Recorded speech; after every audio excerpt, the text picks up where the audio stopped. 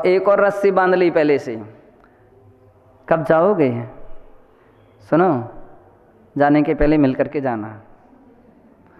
शाम को आ जाना, सुबह आ जाना, इस समय आ जाना, उस समय आ जाना, भैयाव्रती में आ जाना। ये हो गया, जरूर आ जाना, मेरे ही पास आना। इतनी अच्छी बात थी। अगर धार्मिक चर्चा होती, सभी साधुओं की भैयाव्रती करना चाहिए। और व्यक्ति क्या करें, मेरे पास आना, बैठे रहो, बैठे रहो। और दूसरे का तो ख्याल ही नहीं रखा गया। क्या हुआ? मनसश्चित्त विभ्रमः, मन चित्त विभ्रम हो गया और उसकी बातों में उलझ गया। उसने कुछ 4 बातें राग देश मोह की, कोई भी समस्याओं की परिस्थिति की सुना दी। और गृहस्थी तो गृहस्थ है, गृहस्थी धर्म की चर्चा तो उसके पास है ही नहीं। बिरले ही कोई गृहस्थी होते हैं जो धर्म की, शास्त्र की, स्वाध्याय की आदि आदि अच्छी चर्चा करने वाले होते हैं। बाकी तो केवल और केवल संसार की चर्चाएं होती हैं। हमारी दुकान नहीं चलती है, हमारा व्यापार नहीं चलता है, हमारे लिए वो लड़की की शादी की उम्र हो गई है और उसका लड़का तो हमारा, उसको जॉब ही नहीं लग रही है। पता नहीं कितनी कितनी प्रकार की बातें। गृहस्थ तो उसके पास वही है ना। ये तो आप साधक साधु हैं तो आपके अंदर से धर्म की बातें गूंजती हैं। समंत्रभद्र स्वामी आदिनाथ भगवान की स्तुति करते हैं और उसमें एक प्रकरण का कथन करते हैं कि जिस समय ऋषभदेव के लिए वैराग हुआ था, उस समय सारा नगर, सारा राज्य और यूँ कहें सारी पृथ्वी एक प्रकार से रो पड़ी, इतनी दुखी हो गई। ऋषभदेव वैराग्य धारण कभी हमको छोड़ करके जा रहे हैं, तो सारा का सारा संसार रो पड़ा। लेकिन ऋषभदेव के आंखों में आंसू नहीं आए, ऋषभदेव के अंदर में आंखों में आंसू नहीं आए। निनायो, तो उसमें शंभु स्तोत्र में जो पंक्तियां दी गई हैं, जोर से बोलो, क्या बोल रहे हैं? हाँ, तो वे ऋषभदेव क्या करते हैं? ऋषभदेव के लिए समंत्रभद्र महाराज क्या करते? निनायो। अब जैसे वहां पर इस प्रकार के महाराज लोगों ने आकर के महाराज को समाचार दिए, आचार्य गुरुदेव विमल सागर जी जैसा वात्सल्य और करुणाशील गंभीर महाराज ने सबको सांत्वना दिया, छोड़ो संबंध को, ठीक है, अब इस बात के लिए समाप्त कर दिया जाए। संलेखना समाधि हो गई, यही प्रचार किया गया। और अंत में जाकर के महाराज ने कहा चलो मैं चलूँगा, और उनकी जो शिविका तैयार की गई और कई संस्कार क्रिया हुई। कहने का अर्थ ये है कि अकेले की तो बड़ी समस्याएं हैं। इसलिए आचार्य महाराज कह रहे हैं, कुंद कुंद देव अष्ट मूलाचार में मावी सत्तुवी एगागी, मेरा शत्रु भी हो तो भी अकेला ना रहे, अकेला ना रहे। अकेले रहने पर कौन तुम्हें संबोधन करेगा?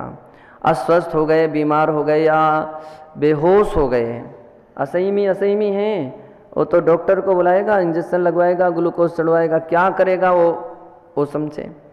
होगा कोई बिरला, कोई धर्मात्मा, कोई धार्मिक संस्कार वाला कि वो संभालने का प्रयास करेगा, अन्यथा धार्मिक नहीं मिलेंगे। 2 साधु होंगे, हम लोग हमारे समझ में अगर आपस में भी नहीं बनती होगी तो भी अंत में पिघल जाते हैं।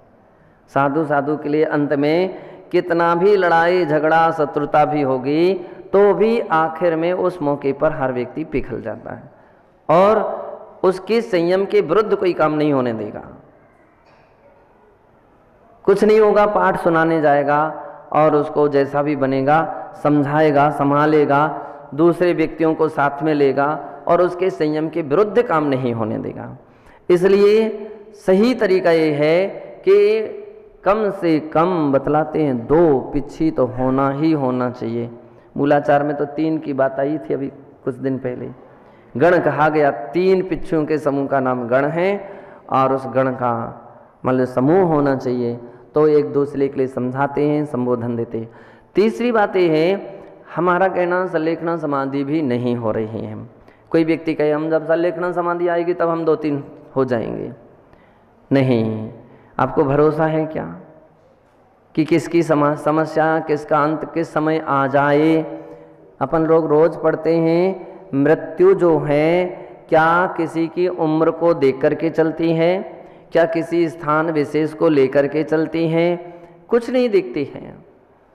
छोटे बच्चों की भी मृत्यु होती है, युवाओं की भी होती है और वृद्धों की भी होती है। कोई भरोसा नहीं कब कहाँ क्या घटना घट जाए। कोई भी रास्ते में भी हो सकती है, घर में भी हो सकती है, जंगल में भी हो सकती है, कहीं भी हो सकती है।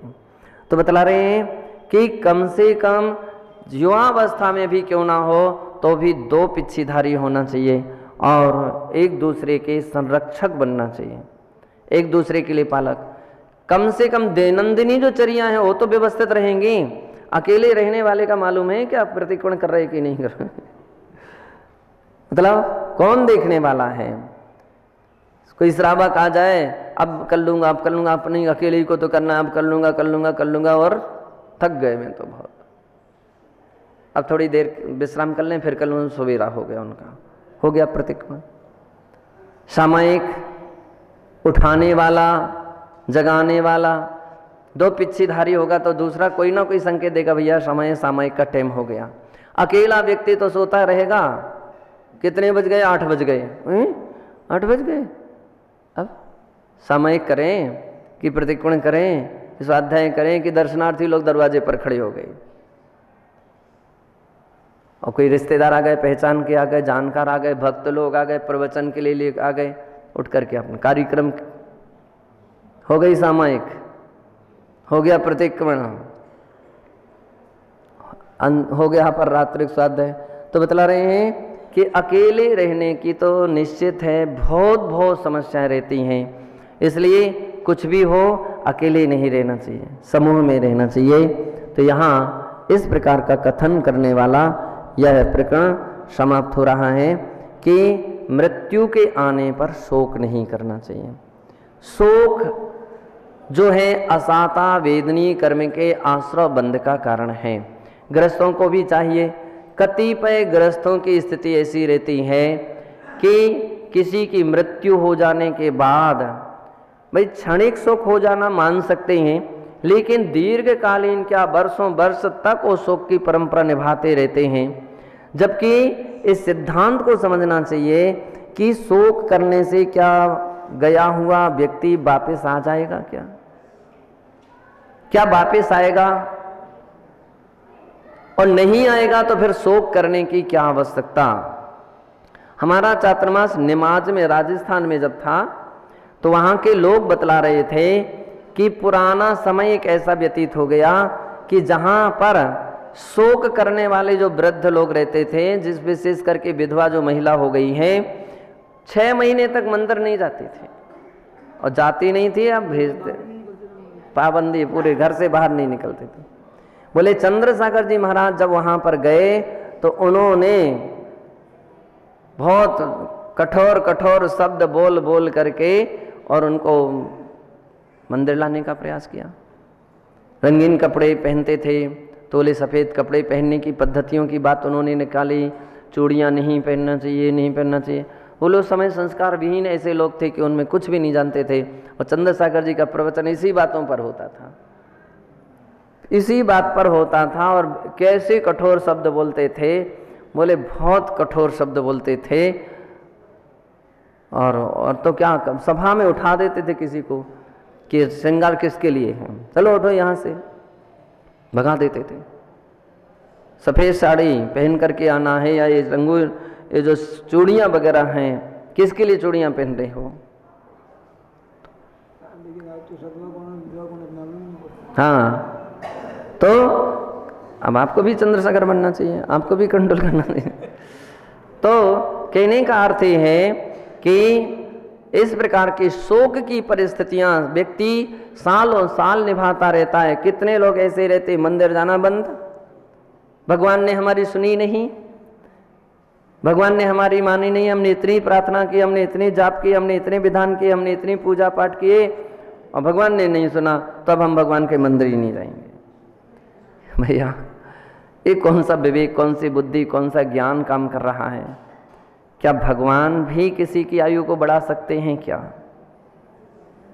क्या भगवान भी किसी के कर्म को बदल सकते हैं क्या? भगवान हो, चाहे गुरु हो, चाहे शास्त्र हो, चाहे नमोकार मंत्र हो, किसी की आयु को कोई नहीं बढ़ा सकता है, किसी की कर्म को नहीं बदल सकता है। लेकिन हाँ, हम इनके माध्यम से अपने परिणामों को चेंज कर सकते हैं। विशाफहार स्तोत्र के अंदर में एक पंक्ति आती है जहां पर कहा गया है, अपुण्य पापम पर पुण्य हेतु। हे भगवान, आप अपुण्य हैं, पुण्य रहित हैं, अपापम पाप रहित हैं, लेकिन पर पुण्य हेतु दूसरे प्राणियों के लिए पुण्य के हेतु हैं, पुण्य के कारण हैं। जो व्यक्ति आपका आश्रय लेते हैं, जो आपकी स्तुति करते हैं, दर्शन करते हैं, वंदन करते हैं, जाप करते हैं आपके नाम की, वे व्यक्ति तो आपके माध्यम से पुण्य संग्रह कर लेते हैं और अपनी भला कर लेते हैं। तो शास्त्र कहते हैं कि भगवान तो किसी के भाग्य को नहीं बदल सकते, लेकिन व्यक्ति भगवान के माध्यम से अपने भाग्य को बदल सकता है।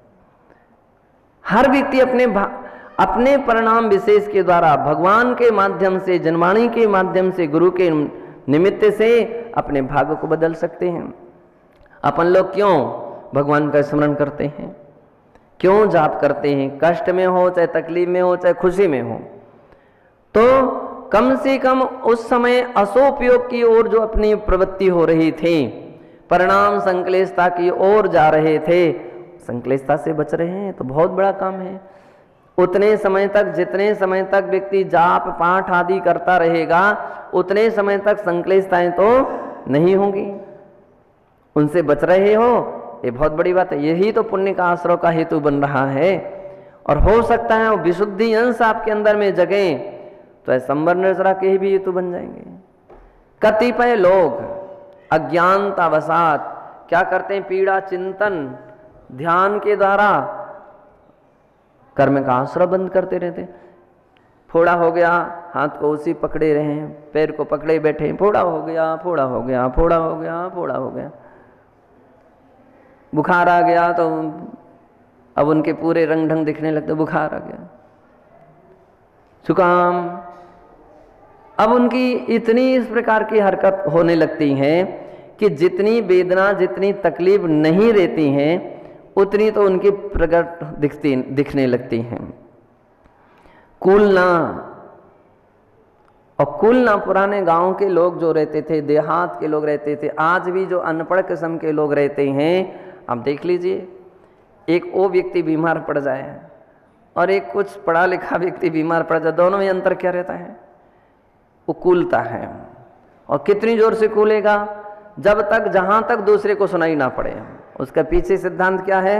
उसके कूलने का सिद्धांत ये है कि सुनाई पड़े दूसरे को, और व्यक्ति आए पूछने के लिए। उसके चलने का तरीका, जबकि कोई समझदार है, कोई विवेकवान है, वो उसके अंदर में इतनी हरकत नहीं देखी जाती हैं। अब कूलने की पद्धतियां उतनी अधिक मात्रा में नहीं देखी जाती हैं। क्यों? वो समझ रहा है कि कहीं इस प्रकार के कूलने से कोई हमारी वेदना तो कम होने वाली नहीं है। तो तत्वज्ञानी जो व्यक्ति होते हैं, सच्चे साधक होते हैं, वे इस प्रकार का विचार करके संक्लेशता को उत्पन्न करने वाले जो पीड़ा चिंतन दुर्ध्यान है उससे बचते हैं और धर्म ध्यान में मन लगा लेते हैं। बड़े से बड़े तकलीफ, बड़े से बड़े कष्ट, बड़ी से बड़ी पीड़ा को भी यूं ही एडजस्ट कर लेते हैं कि मानो उनके लिए इस प्रकार की कोई तकलीफ ही ना हो। अभी कुछ समय पहले क्षमा सागर जी महाराज की संलेखना समाधि हुई। सबसे अच्छी बात एक देख लीजिए, लोगों ने जो उनका वो अंत का वीडियो दिखाया तो क्या दिखाया कि यूँ कहें जानकारी तो उनको सब कुछ थी, डॉक्टर ने मना कर दिया, सारी बातें हो गई और वे अपने वापिस स्थान पर आ गए। तरुण सागर जी तो बतला रहे ना, तरुण सागर जी की, मैं तरुण सागर जी की बतला रहा हूँ। तो डॉक्टर ने मना कर दिया, सब कुछ कर दिया और अब उन्होंने एक निर्णय ले लिया, अब मुझे से लिखना। सभी सलाह ले ली डॉक्टर से। डॉक्टर ने कहा बिल्कुल अब ज़्यादा समय नहीं। आपस में क्लियर चर्चा हो गई, वे अपने स्थान पर आ गए। काफ़ी पीड़ा तो थी, ऐसी नहीं कि पीड़ा नहीं थी, लेकिन हिम्मत भी नहीं थी, कमजोरी इतनी आ गई थी, है ना। तो अब वो किसी से बात कर रहे हैं कि चारों प्रकार के याद करता, चारों प्रकार के अनुसार समलेखना, सबसे क्षमा। उनके हाथ की स्थिति देखो, वे हाथ थामने के भी समर्थ नहीं हैं, इतनी कमजोरी आ गई, लेकिन साहस बनाए हुए हैं। तो ये बहुत बड़ी समस्या अपन को शिक्षा मिलती है कि कोई दूसरा व्यक्ति तो शब्द समाचार सुनते ही लेट जाता, वो तो अब बस अब गए अब गए अब गए, है ना।